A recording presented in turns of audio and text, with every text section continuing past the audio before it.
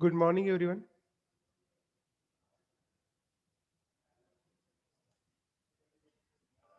Good morning, everyone. Am I audible? Good morning, sir. Good morning. Am I audible? Yes. Yes, sir. Okay.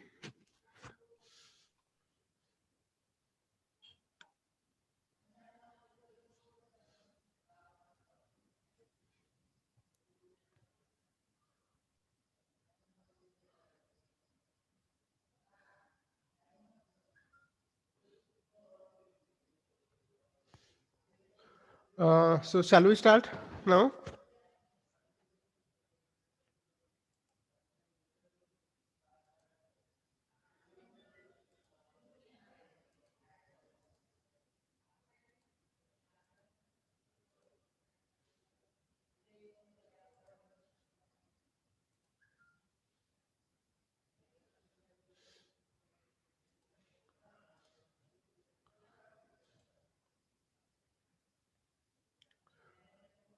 Okay, shall we start now?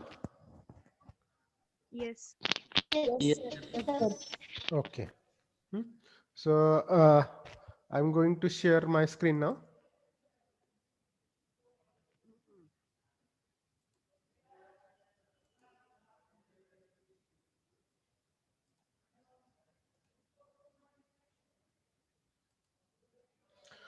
Okay. So in the previous lecture, what we have discussed? काय discuss केलं होतं last lecture मध्ये आपण? Line of Characteristics of of force. force. Starting Line from of action of force. Characteristics. Force पुढचे म्हणजे चालू काय होतील बाळा? ते. Force. Characteristics. What is mean by force? बरोबर आहे. फोर्स म्हणजे काय?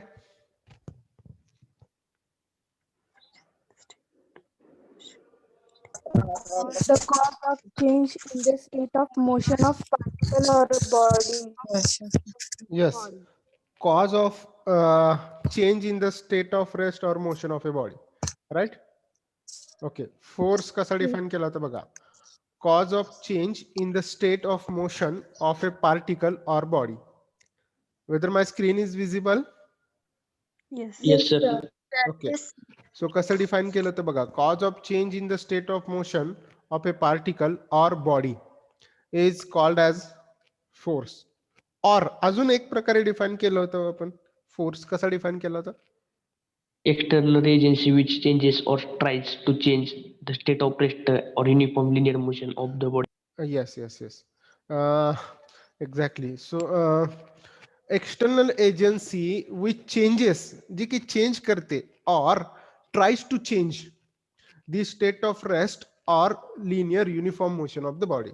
In this manner also we have defined force. बरोबर आहे? सर जी हा, yes sir. एक इन्स्ट्रक्शन द्यायचे होते. हा, yes sir, go ahead. Hello, Yes, sir. तुम्ही सगळ्यांनी रजिस्ट्रेशन केलं ना? होय सर. Yes, sir. हा, ऐका मी सांगतोय ते. तुम्हाला मेल आला असेल तुमच्या मेल आयडी ला. त्या मेलवर जॉईन हिअर म्हणून आहे, बरोबर? हा. जॉईन हिअर वर क्लिक करायचं 12 वाजता आणि इंडक्शन प्रोग्रामला जॉईन व्हायचं. इथून पुढचे 12 पासून पुढं इंडक्शन होईल. 11:40 ला सर ब्रेक देतील तुम्हाला. लक्षात येते? Okay sir. Yes, हा? sir. कोणी अजून रजिस्ट्रेशन केलं नाही असं कोण आहे का?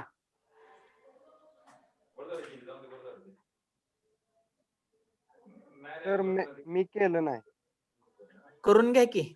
रोहित, 11:40 ला लेक्चर संपलं की रजिस्ट्रेशन करा आणि ईमेल वर जो लिंक येईल तिथं जॉईन हिअर म्हणून ऑप्शन आहे, त्याच्यावर क्लिक करायचं आणि जॉईन व्हायचं 12 वाजता. ठीक आहे? रजिस्ट्रेशन टेलिग्राम वर लिंक आहे का? हा, लिंक टाकलेली आहे की इंडक्शनची. चालतंय. त्याच्यावर रजिस्ट्रेशन करून घ्या. ठीक आहे? हा. Hello sir. हा, yes sir. रिमाइंड करा एक लेक्चरच्या अगोदर 5 मिनिटं त्यांना. हो करतो सर. कॅल्क्युलेटर बद्दल सांगितलं का सर? हा त्यांना काल मेसेज पाठवलेला आहे बघा 991 MS. Okay. So all of you requested to buy the calculator FX 991 MS. Okay. आपल्या टेलिग्राम ग्रुप वरती काय बाळांनो, टेलिग्राम ग्रुप वरती कॅल्क्युलेटरचं नाव लिहिलेलं आहे. फोटो पण पाठवला आहे गेस, हो ना? Yes, sir. सो आपला सब्जेक्ट न्यूमरिकल आहे. So I request you to buy as early as possible scientific calculator. Okay. Yes, sir. Because within next 2 to 3 lectures we will require the calculators until our term end or syllabus end. Syllabus संपेपर्यंत आपल्याला calculator लागणार आहे. Not only दिस, मॅथमॅटिक्सला पण लागणार आहे. तर so जेवढ्या लवकर शक्य तेवढ्या लवकर कॅल्क्युलेटर घ्या. आणि जेव्हा जेव्हा आपण न्यूमरिकल सॉल्व्ह करणार आहोत तेव्हा तुमच्या समोर कॅल्क्युलेटर असणं गरजेचं आहे. मी कॅल्क्युलेशन शो नाही करणार. You have to calculate the answer and tell me. Okay.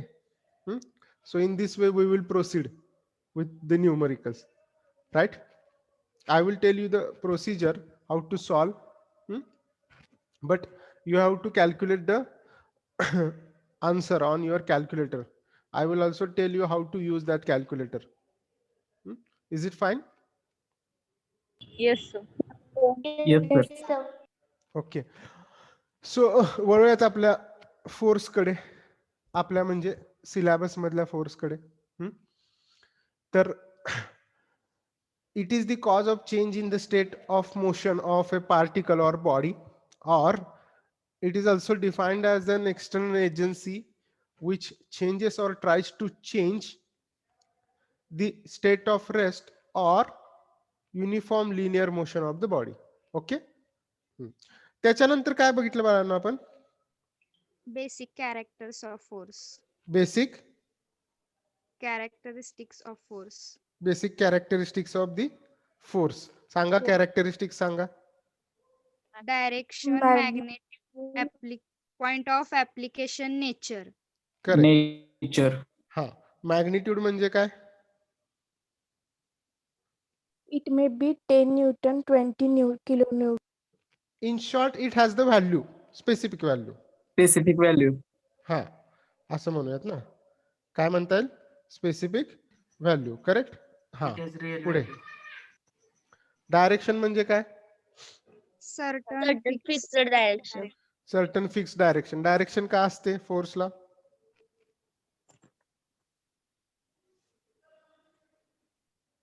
अरे फोर्सला डायरेक्शन का असते?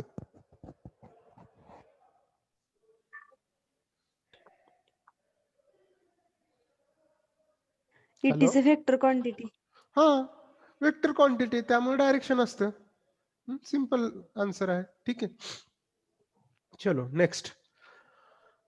Next property, characteristics. point of application. Point of application. Point of application. Point of application म्हणजे काय?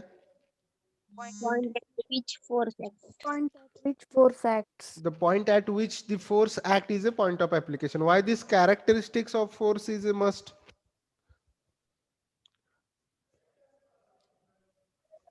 समजला क्वेश्चन? ही कॅरेक्टरिस्टिक का गरजेची आहे फोर्सची? Force एकाच पॉइंटला असते. काय म्हणताय? कारण एखादी स्पेसिफिक बॉडी मूव्ह किंवा रेस्ट मध्ये आणायची असेल तर त्याला एखाद्या स्पेसिफिक पॉइंट वरती फोर्स अप्लाय करणं गरजेचं आहे. Very good, very good, good answer. एखाद्या बॉडीला रेस्ट मध्ये आणायचं असेल किंवा रेस्ट मधली बॉडी मोशन मध्ये आणायचं असेल तर त्या बॉडीला स्पेसिफिक पॉइंटलाच फोर्स अप्लाय केला पाहिजे, तरच त्याची मोशन होईल किंवा तो रेस्ट मध्ये येईल. That's why point of application is a important characteristics of a force, right? कुठले बघितले? मॅग्निट्यूड बघितले. करेक्ट. Yes sir. डायरेक्शन बघितले. पॉइंट ऑफ ऍप्लिकेशन पाहिलं आणि आणि काय पाहिलं? नेचर नेचर पाहिलं. नेचर कसं असतं? पुल और पुश हम्म?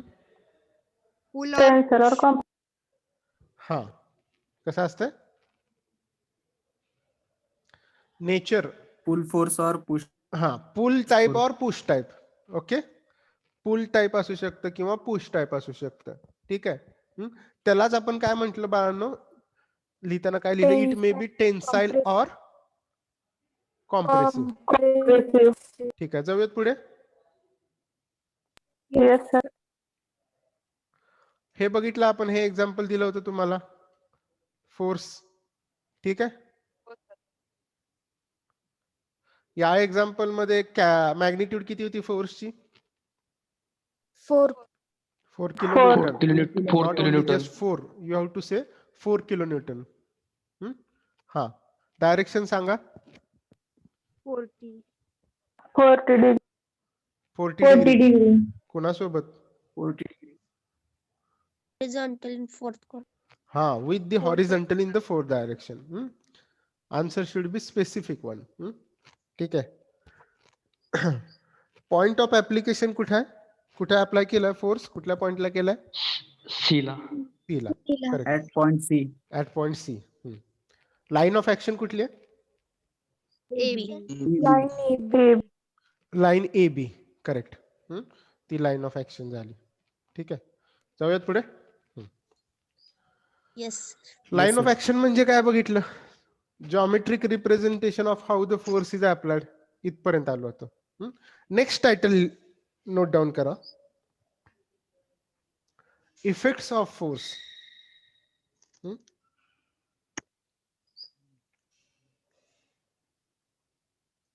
Effects of force. इफेक्ट्स म्हणजे काय बाळांनो? परिणाम.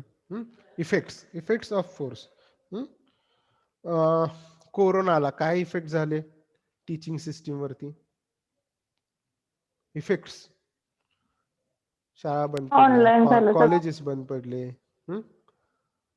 परीक्षा रखडल्या गेल्या, त्याच्यानंतर टीचिंग पॅटर्न बदलला गेला, ऑफलाईनच्या ऑनलाईन झालं सगळं, जे की आपण आता अनुभव करतोय. ठीक आहे, तो इफेक्ट होता कोरोनाचा. जर आपल्या टीचिंग सिस्टीम वरती जर विचार केला तर. ठीक आहे, इंडस्ट्रीवरती जर विचार केला तर बरेचसे प्रकल्प बंद पडले, लोक बेरोजगार झाले, नोकऱ्या गेल्या वगैरे वगैरे, लाईक दॅट. तो इफेक्ट झाला. तसंच फोर्सचे इफेक्ट्स काय असू शकतात? फोर्सचे इफेक्ट्स काय असू शकतात? बॉडी रेस्ट मध्ये येऊ शकते किंवा मोशन मध्ये. करेक्ट, बरोबर आहे. बॉडी रेस्ट मध्ये येऊ शकते किंवा मोशन मध्ये येऊ शकते. मी तुम्हाला, तुम्ही उभारला आहेत, मी तुम्हाला जोरात ढकललं, तुम्ही पडणार. पडला म्हणजे इफेक्ट झाला, बरोबर आहे, फोर्स इफेक्ट झाला. म्हणजे रेस्ट मध्ये किंवा काय होऊ शकतं, मोशन मध्ये येऊ शकते. बघूयात एक एक. हा, फर्स्ट पॉइंट काय, इफेक्ट काय असू शकतं? First point effect of force काय असेल? दिसतंय स्क्रीन वरती, दिसतंय का? It may Yes, sir. Change the motion of body.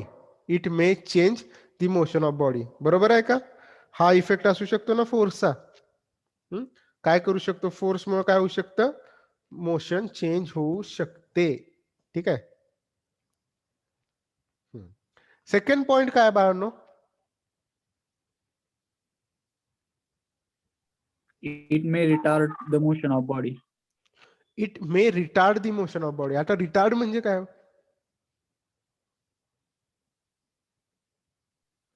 Retard म्हणजे मोशन थांबवू शकतो. करेक्ट, स्टॉप करू शकतो. रिटार्ड म्हणजे काय? स्टॉप करू शकतो, मोशन थांबवू शकतो. थांबवू शकतो का फोर्स मोशन थांबवू शकतो? Yes, sir. Yes, obviously. फोर्समुळे मोशन थांबणार आहे.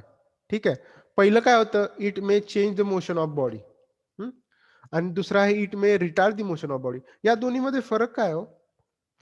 चेंज आणि रिटार्ड मध्ये फरक काय? What is the difference? One sentence is saying that change the motion of body, and second statement is saying that retard the motion of the body. What is the difference? Retard म्हणजे cancel करू शकतं motion of body, Cancel. बर म्हणजे थांबवू शकतं. बर stop in short. हा हा सर एक फोर्स बॉडीला मोशन मध्ये आणू शकतो तर दुसरा फोर्स त्याला थांबवू शकतो. ओके. सेकंड स्टेटमेंट रीड करा. It may retard. रिटार्ड म्हणजे काय हो? तो थांबवणारच आहे मोशनला. काय लक्षात येते का? सेकंड स्टेटमेंटचा अर्थ काय? तो मोशनला थांबवणारच आहे. आणि फर्स्ट स्टेटमेंटचा अर्थ आहे तो मोशन चेंज करू शकतो, रेस्टचा मोशन मध्ये आणू शकतो, मोशनचा रेस्ट मध्ये, किंवा अजून ऍक्सिलरेट करू शकतो मोशन. लक्षात येते का? समजा तुम्ही Yes. गाडी येस चालवताय, सर. गाडी चालवताय, तर तुम्ही ऍक्सेलरेटर वाढवला, फोर्सनी ऍक्सेलरेटर वाढवला, याचा अर्थ काय? ती बॉडी अजून मोशन मध्ये आली. मग पूर्वीची मोशन चेंज झाली, तिची अजून फास्ट झाली. हे इंडिकेट फर्स्ट स्टेटमेंट करते. लक्षात येते? Yes sir. हा. आता मी गाडी जोरात ब्रेक दाबला आणि स्टॉप केले, म्हणजे काय झाली? Retard. बॉडीची रिटार्ड झाली. Okay, is it clear? Yes sir. हा. Yes sir. बघा थर्ड पॉइंट काय? थर्ड पॉइंट काय? It may retard the forces already acting on body, thus bringing it to the rest or हा.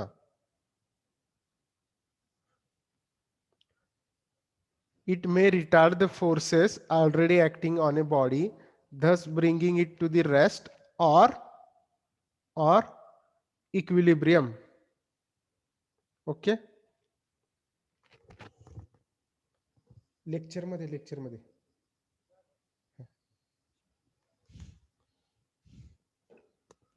it may retard the forces already acting on a body, thus bringing it to the rest or equilibrium. कोण सांगेल का मला याचा अर्थ? जे already force acted आहे ते थांबवू शकतो आणि हा. किंवा रेस्ट मध्ये आणू शकतो किंवा कॉन्स्टंट स्पीड मध्ये किंवा मोशन मध्ये ठेवू शकतो. करेक्ट. जे एखाद्या बॉडीवरती ऑलरेडी फोर्सेस ऍक्ट होत असतील, असे असते का? कुठे बॉडी आहेत का ऑलरेडी फोर्सेस ऍक्ट होतात? बऱ्याचशा बॉडी असतात ज्याच्यावरती ऑलरेडी फोर्सेस ऍक्ट होत असतात. ठीक आहे, ओके. मग अशा ज्या बॉडी आहेत ज्याच्यावरती ऑलरेडी फोर्सेस ऍक्ट होत असतात, त्या बॉडी रेस्टला येऊ शकतात. बरोबर आहे? किंवा इक्विलिब्रियम. इक्विलिब्रियमचा अर्थ मी सांगेन पुढे तुम्हाला.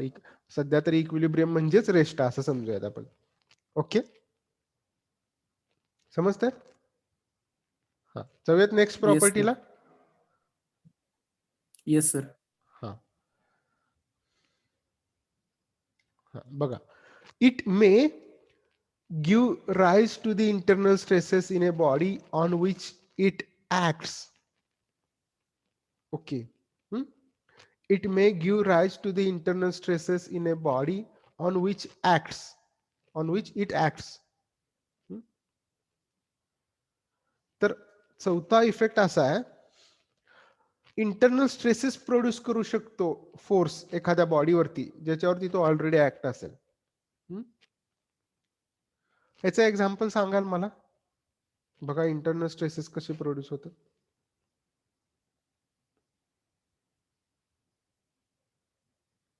मी सांगू?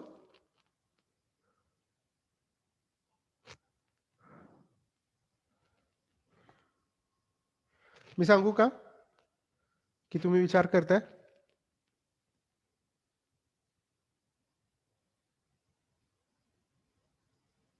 Hello, are you there? सांगा सर. हा, आहात ना तिकडे? हा, ऐकताय ना?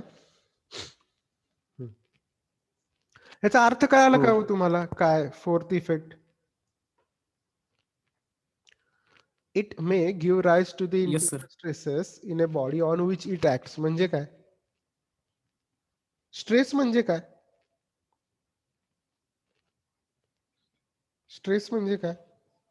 दबाव, काय ताण. ऐकलंय? ताण. पेला पेला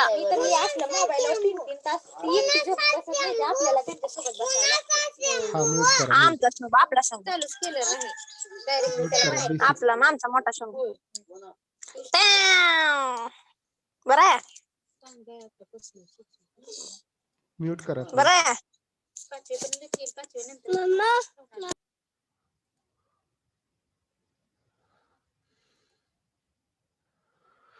ओके. स्ट्रेस म्हणजे काय? दबाव, ताण. ताण. बर. आज खूप स्ट्रेस आला असं म्हणतो ना आपण जनरली. ते तो स्ट्रेस आणि इथला स्ट्रेस सेम आहे का मग? अपोजिट. अपोजिट आहे. म्हणजे काय, जर मी म्हणलं मला खूप स्ट्रेस आलाय तर इथल्या भाषेत तो रिलॅक्स झाला का? रिलॅक्समेंट असं म्हणता येईल का?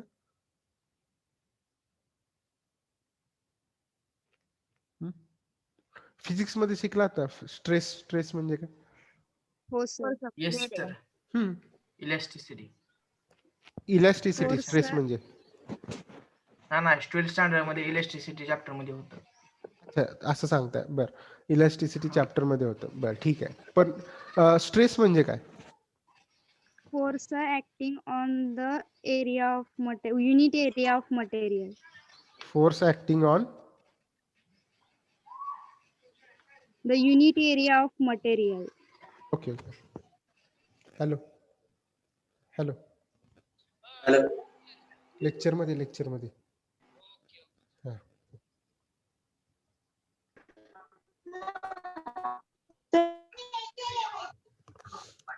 हॅलो. हॅलो सर, असं काहीतरी पहिलाच पॉइंट आहे ना आता? काय म्हणताय? पहिलाच पॉइंट आहे ना हा? कुठला? लेक्चर चालू झाले आता तर. हा हो हो इफेक्ट्स हो ऑफ हो फोर्स. इफेक्ट्स ऑफ फोर्स पहिलाच पॉइंट आहे मॅडम. पहिलाच पॉइंट आहे. आता जॉईन झाले त्यामुळे हा इट्स ओके विचारलं. हे पहिलाच पॉइंट आहे. ठीक आहे. बघा स्ट्रेस म्हणजे काय? तर force divided by resisting area. Okay. Force divided by काय? Resisting area. Resisting. Why I am telling you resisting area? कारण ज्या एरियावरती आपण फोर्स ऍक्ट करतोय त्या एरियाने तो जर रेझिस्ट केला, रेझिस्टचा अर्थ काय हो? Have you heard the word resistance? Oppose. Oppose. Correct. Resistance म्हणजे कशालाही अपोज करणं. रेझिस्ट करणं म्हणजे काय करणं? अपोज करणं. तर करंटला अपोजिशन करतो म्हणून आपण त्याला काय म्हणत असतो? रेझिस्टन्स म्हणत असतो ना. हा. करंटला जो अपोज करत असतो तो असतो रेझिस्टन्स. तसंच इथं एखाद्या बॉडीवरती आपण फोर्स अप्लाय केला, नंतर ज्या एरियावरती आपण फोर्स अप्लाय करतोय तो जर एरिया त्याला रेझिस्ट करत असेल, म्हणजे काय करत असेल? अपोज करत असेल, तर तिथं स्ट्रेस प्रोड्यूस होतो. म्हणजेच force divided by resisting area is, you can say that is a stress. Okay. Are you getting? Yes sir. तर मग हॅलो सर. हा बोला. सर एखादं एक्झाम्पल द्या ना सर. हा एक्झाम्पल देणार आहे ना. वेट पुढे तेच सांगणार आहे मी तुम्हाला. आता बघा, स्पंजचं एक्झाम्पल घेऊया परत एकदा. स्पंज कशी बॉडी हो? इलास्टिक आहे का प्लास्टिक आहे? इलॅस्टिक आहे. इलास्टिक बॉडी आहे, बरोबर. स्पंजला प्रेस केलं तर तो त्याचा ओरिजिनल शेप परत येतो का हो? येतो ना. हा. आपण येतो.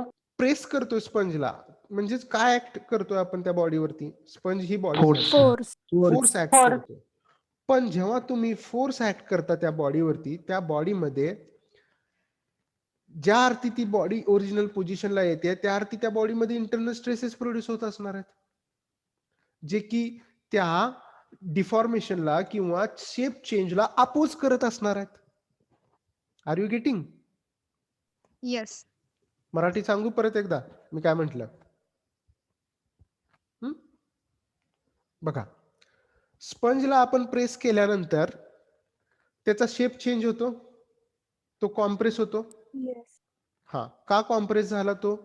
आपण फोर्स ऍक्ट केला त्याच्यावरती म्हणून तो कॉम्प्रेस झाला. बरोबर आहे? Yes sir. ओके. आता बघा, जेव्हा मी फोर्स रिमूव्ह करतोय तेव्हा ती बॉडी ओरिजिनल पोझिशनला येत असेल. का ओरिजिनल पोझिशनला येत असेल? तर त्या बॉडीमध्ये इंटरनल स्ट्रेसेस ऍक्ट होत असतात, जे की शेप चेंजला काय करतात? विरुद्ध ओरिजिनल पोझिशनला आणतात. अपोज करतात. शेप चेंज होऊ देत ना, अपोज करतात.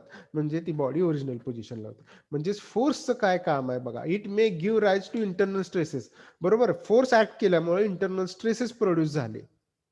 तेच इफेक्ट इथं सांगितलेला आहे. So it may give rise to the internal stresses in a body on which it acts. Are you clear with this? Yes sir. Yes sir. Okay, so now I request you to note down these 4 points, and we will move to the next point. Quickly note down these 4 points. Effects of force. And when you are done, let me know.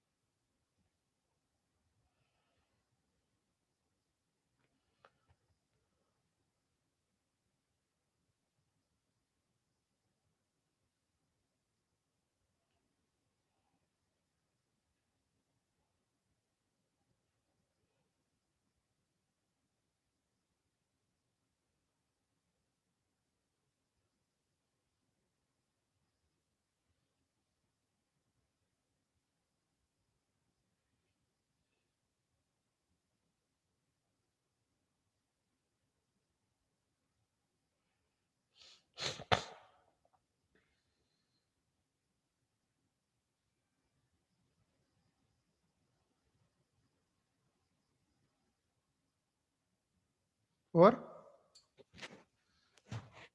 Yes, sir. Done sir. Okay.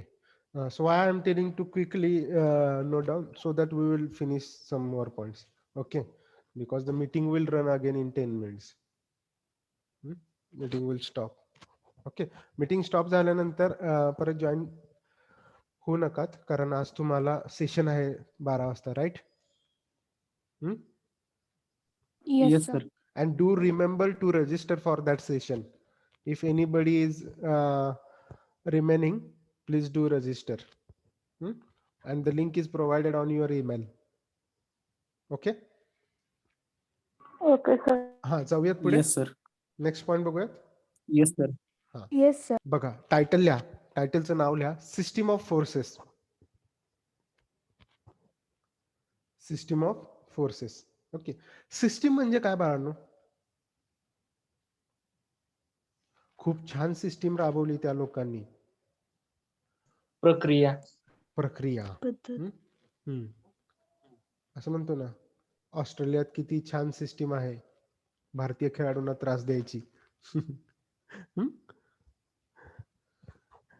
आहे ना, sledging करतात ते लोक. System आहे त्यांची ती. Yes sir. असं मैदानावर जर असं वाटायला लागलं त्यांची हार जवळ यायला लागली तर ते लोक स्लेजिंग करतात. सिस्टीमचा भाग आहे हा त्यांच्या स्लेजिंगच्या. खूप वर्षापासून चालत आलेली परंपरा आहे. त्याच्यासाठीच ते ओळखले जातात. म्हणून आपण त्याला सिस्टीम नाव देऊया. सिस्टीम म्हणजे काय? प्रोसेस आहे, प्रक्रिया. ती कोणी 1-2 लोकात असते का? सिंगल लोकांमध्ये असते का? No sir. ग्रुपमध्ये असते. करेक्ट, बरोबर आहे, ग्रुपमध्ये. तसंच इथं सिस्टीम ऑफ फोर्सेस म्हणजे काय? सिंगल ग्रुप असेल, सिंगल ग्रुप ऑफ फोर्स असेल, forces. System which includes more than one forces. Good good good. जिथं more than one forces include असतात, when more than one force is acting on a body, it forms the system of forces. समजलं? Yes, sir. When more than one forces are acting on a body, then it forms the system of forces. बघा काय लिहिलंय, when a mechanics problem or system has more than one force acting, it is known as a force system or system of force. समजलं? एक पेक्षा जास्त force जर act होत Yes, असेल तर sir. आपण त्याला काय म्हणणार आहे? सिस्टीम ऑफ फोर्स किंवा फोर्स सिस्टीम. ठीक आहे, बघा. Now this I have explain one figure here. I have given one figure here ज्याच्यामध्ये फोर्स सिस्टीम क्लासिफाय केलेली आहे. दिसते स्क्रीनवरती? Yes, sir. बघा. Yes, sir. Yes, sir. Force system is mainly classified into two types. कुठले तो ते दोन type? Coplanar and non-coplanar. Correct. Coplanar and non-coplanar. Okay. Coplanar force system and non-coplanar force system. Now, this coplanar force system is again classified into four types. Okay. He coplanar force system अजून चार system मध्ये classify केले. First कुठला? Collinear. Collinear. Second Parallel. Parallel. Parallel. Third Concurrent. Concurrent. Correct. Fourth Non-concurrent. Non-concurrent. Non concurrent. Similarly, non-coplanar force system is again classified into three types. सांगा. Parallel. Parallel, concurrent, and non-concurrent. non-concurrent. Okay, इथं कुठली तरी force system कमी दिसते का non coplanar मध्ये? Collinear. Collinear. का कमी असेल त्याचं उत्तर मिळेल आपल्याला पुढे.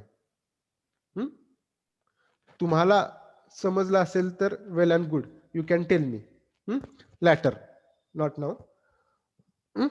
का कोलिनियर त्या नॉन कोप्लॅनर मध्ये नाही आहे ते परत तुम्ही सांगू शकता. बघा, तर फोर्स सिस्टीम किती वे मध्ये क्लासिफाय केले? Two. Two. First Coplanar. Non coplanar. Coplanar मध्ये अजून किती टाइप आहेत? Four types. Four types. Collinear, Parallel. Parallel. Concurrent and Non-concurrent. Non concurrent. Non coplanar मध्ये किती आहे? Three types. Three. Parallel, concurrent and non concurrent. Okay, समजतंय का? Okay, sir. हा. तर क्विकली सिस्टीम ऑफ फोर्सची डेफिनेशन लिहा आणि फोर्स सिस्टीम कशी क्लासिफाय केलंय ते मी दाखवल्याप्रमाणे फिगर ड्रॉ करून दाखवू शकता. नोट डाऊन करून झाल्यानंतर मला सांगा.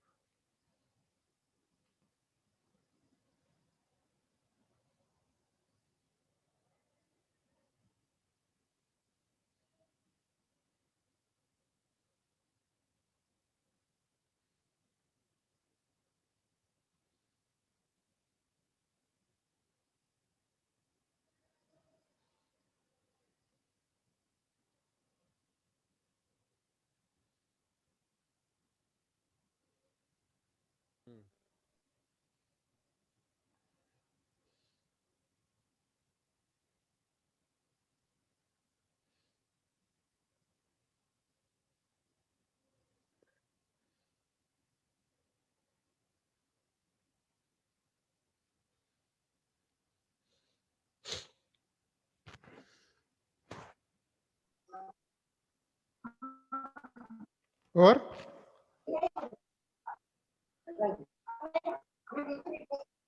और येस सर. जाऊयात पुढे. Yes sir. Yes sir.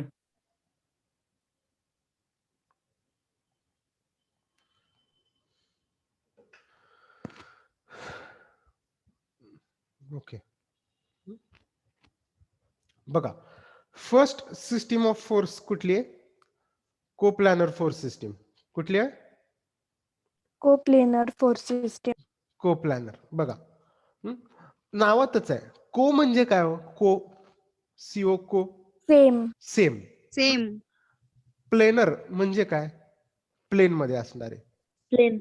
मग को प्लॅनर सेम प्लेन मध्ये असणारी फोर्स सिस्टीम.